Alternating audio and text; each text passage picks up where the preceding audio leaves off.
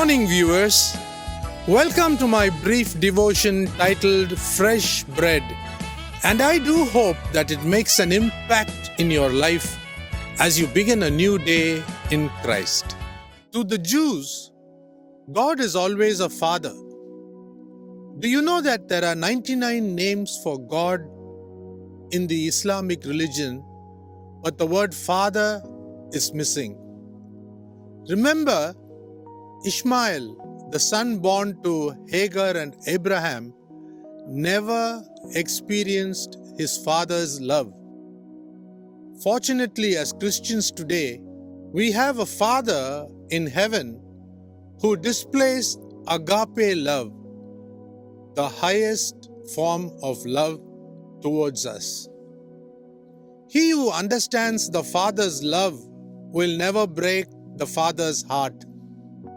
In this parable, recorded in Luke chapter 15, verses 11 to 32, the waiting father ran towards his profligate son, now returning home to save his life, and likewise, Jesus Christ was hanged on the cross of Calvary to save us all.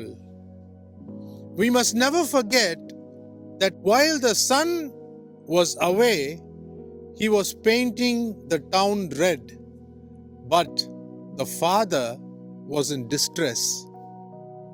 The suffering of the son was understandable, but why should the father suffer? While the elder son kept the father's laws like the Pharisees, the younger son broke the father's heart.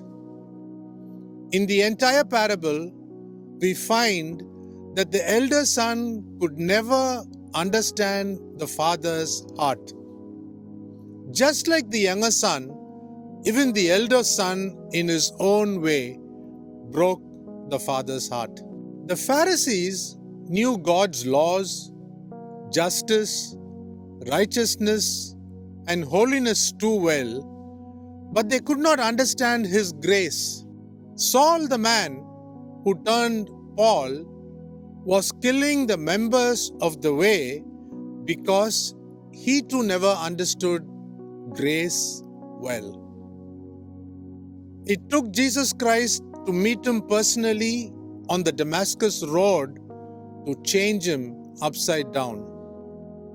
Many years later, Apostle Paul never began his epistles without mentioning the grace of our Lord Jesus Christ. It is only when we fall in love with God we will understand the term grace. The third son in this parable is the narrator, our Lord Jesus Christ. He kept his father's laws and also truly understood his father's agape love. He beautifully worked against the tide of this world to fulfill his father's will before crying out, "It is finished," from the cross of Calvary. God the Father wants us not only to be righteous, but to also love Him dearly above every human being we see with our natural eyes. Think about this. Have a great day.